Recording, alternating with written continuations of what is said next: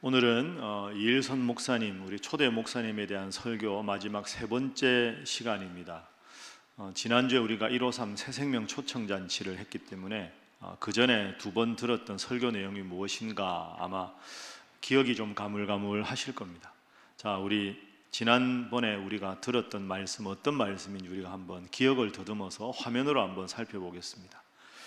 10월 9일 날에는 인생길, 우리가 앞으로 살아갈 인생길의 선택의 기준이 무엇인가, 내 욕심이 아니라 하나님의 뜻을 따라 살아가는 게 필요하다, 그 말씀을 먼저 나누었습니다. 목사님이 하나님의 소명을 따라 살아간 인생길이었다 하는 것이죠. 10월 16일에는 그러면 우리가 그런 인생을 선택했을 때 어떻게 살아가야 하는가, 하나님의 영광을 위해서 힘들지만 살아가면 그것이 우리 인생의 행복과 보람이 찾아오는 길이다 하는 것을 말씀을 통해서 나누어 보았습니다. 이제 오늘은 마지막 시간으로 우리가 앞으로 살아갈 우리의 미래의 삶을 살아가면서 어떻게 고백하면서 살아야 하는가, 그걸 한번 생각해 보겠습니다. 이게 제 책의 제목이기도 한데요, 한번 여러분 저를 따라해 보시죠. 등에는 십자가, 입에는 노래. 등에는 십자가가 있는데 입에는 노래가 있다. 등에는 십자가, 입에는 노래입니다. 오늘 설교 제목이기도 하고 제가 쓴 책의 제목이기도 합니다. 그런데 이 등에는 십자가, 입에는 노래라는 이 말은 제가 만들어낸 말이 아닙니다. 초대 목사님께서 직접 하신 말씀입니다.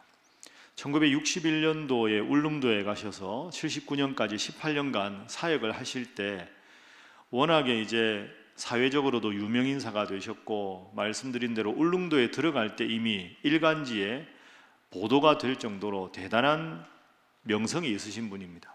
그러다 보니까 여러 잡지나 신문에서 인터뷰가 참 많았습니다.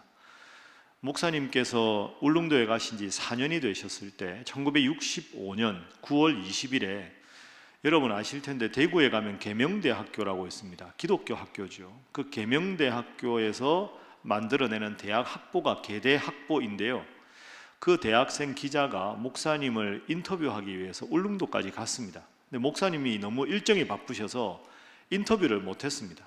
그러니까 인터뷰할 그 질문지를 놓고 왔을 때 목사님께서 그 질문지에 대해서 서면으로 답을 해주신 내용이 있습니다.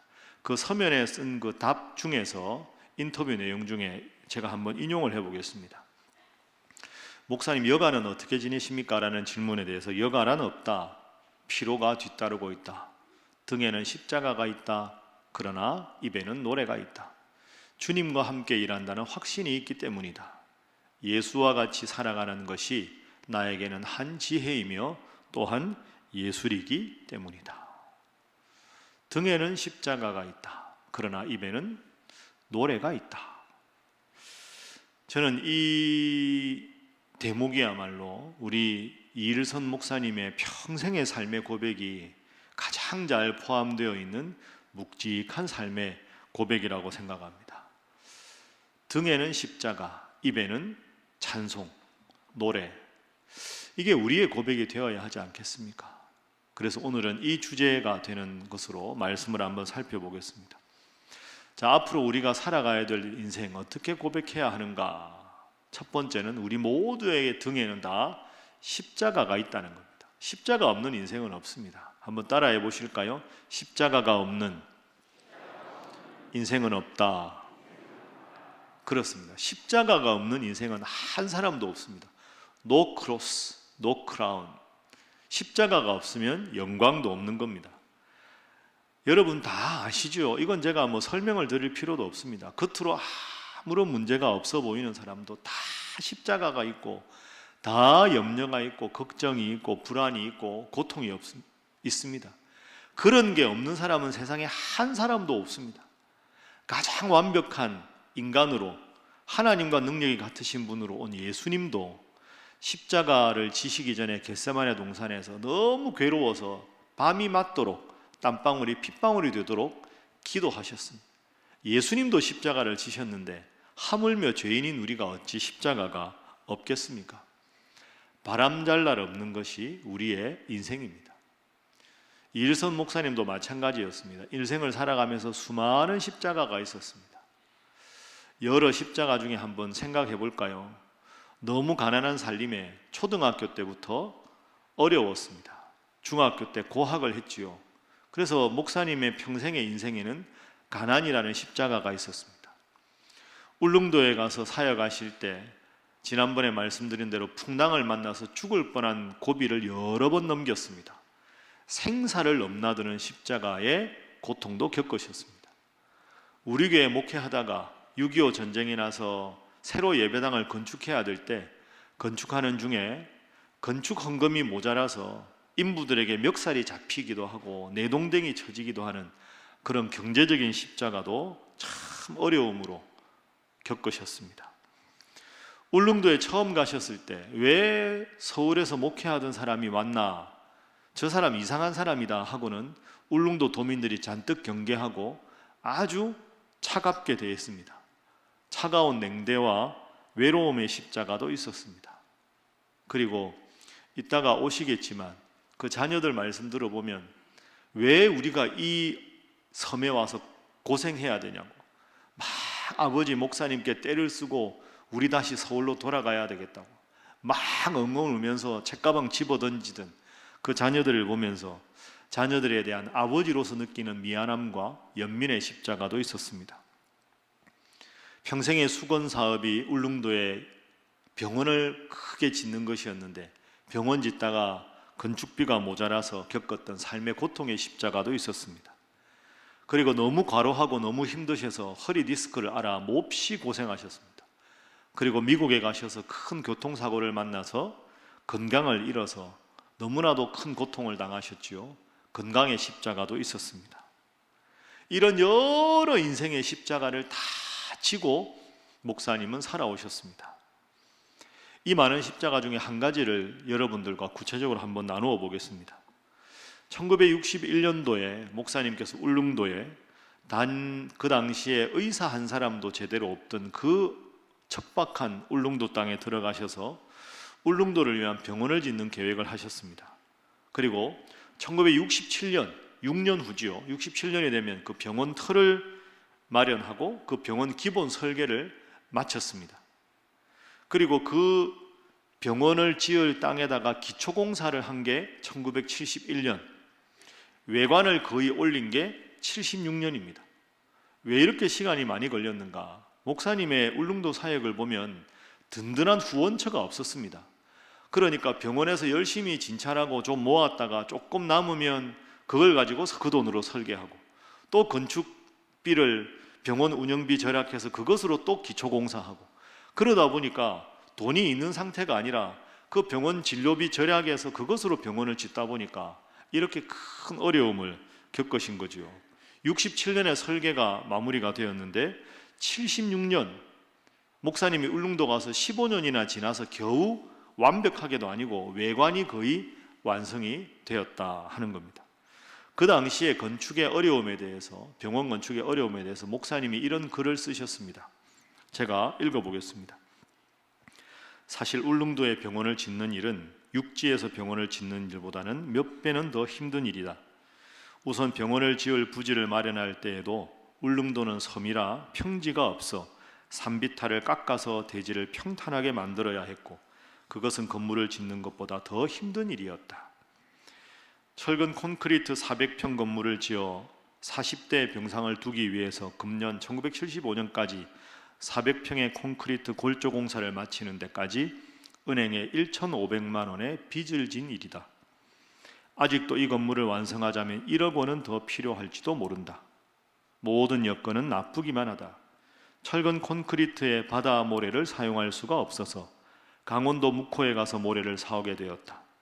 묵호에서 모래를 80만 원에 사오면 배 운임 부선비, 울릉도에서는 항만 시설이 없어서 큰 본선에서 작은 배로 옮겨서 다시 육지까지 옮겨야 하는 그 비용, 지게 운반비, 울릉도에 바퀴 달린 것은 아무것도 없다. 지게꾼의 등으로 모든 것은 운반되어야 한다. 이것을 합하면 110만 원이 든다. 그러니 모래값도 10배가 넘고 모든 자재도 30% 내지 50% 더 비싸고 기술자도 모자라서 구하기 힘들다. 여러분, 1975년 당시에 얼마나 이 일이 힘들었을까요? 큰 후원처도 없고 독지가도 없고 그 어떤 이득도 생각하지 않고 울릉도에 있는 주민들을 위한다는 그 한 일념으로 이 모진 어려움을 다 겪어내셨습니다. 상상도 하기 힘든 일입니다. 그런데 목사님은 이 글을 쓰신 바로 그해 1975년에 한 언론사와 주관한 대담에서도 이렇게 분명히 자신의 뜻을 밝히고 있습니다. 울릉도에서 영주하겠습니다. 저는 이 섬을 떠나지 않겠습니다. 여러분, 그렇습니다. 누구에게나 십자가가 있습니다. 저에게도 여러분에게도 모든 사람에게 십자가가 있습니다. 하나님, 이 십자가가 사라지게 해주십시오. 여러분, 죄송하지만 그 기도는 하나님이 안 들어주시는 기도입니다. 십자가가 없는 인생은 없기 때문이고 십자가 없이 살아갈 수 있는 인생은 인생이 아니기 때문입니다. 십자가 없애달라고 기도하지 마십시오. 그럼 여기에 우리의 문제가 있습니다. 십자가를 지는 게 참 힘든데 십자가 없는 인생이 없다면, 그럼 우리는 십자가를 어차피 져야 한다면 무슨 고백을 하면서 십자가를 져야 할까요? 어차피 져야 할 십자가인데. 목사님 이어지는 글에서 이렇게 고백하고 있습니다. 오늘 설교 제목이죠. 등에는 무엇이 있다? 십자가가 있다. 어차피 져야 할 십자가인데, 그런데 입에는 뭐가 있습니까? 노래가 있다. 등으로는 십자가를 지지만 내 입술로는 끝없이 하나님을 찬양하겠다 하는 것이죠. 자, 그래서 우리가 앞으로 살아갈 삶에 대한 두 번째 고백입니다. 등에는 다 십자가가 있지만 우리도 목사님처럼 노래 부르며 찬송 부르며 살아야겠다 하는 거죠. 없을 수 없는 십자가라면 기쁘게 십자가를 지고 살아가는 것이 우리가 지혜롭게 인생을 살아가는 방법이 아니겠습니까? 여러분, 십자가가 왜 힘들까요? 저에게 있는 십자가, 여러분에게 있는 십자가, 왜 십자가가 힘들까요? 어떻게 하면 십자가를 좀 덜 힘들게 지고 살아갈 수 있을까요? 예수님의 약속을 떠올려 보는 겁니다. 예수님께서 십자가를 지고 가야 되는 우리 인생에 대해서 아주 위로가 되는 힘이 되는 말씀을 주셨습니다. 마태복음 11장 28절부터 30절. 여러분 다 아는 말씀이지요. 자, 우리 28절 말씀 함께 읽어봅니다. 시작. 수고하고 무거운 짐진 자들아 다 내게로 오라. 내가 너희를 쉬게 하리라. 아멘.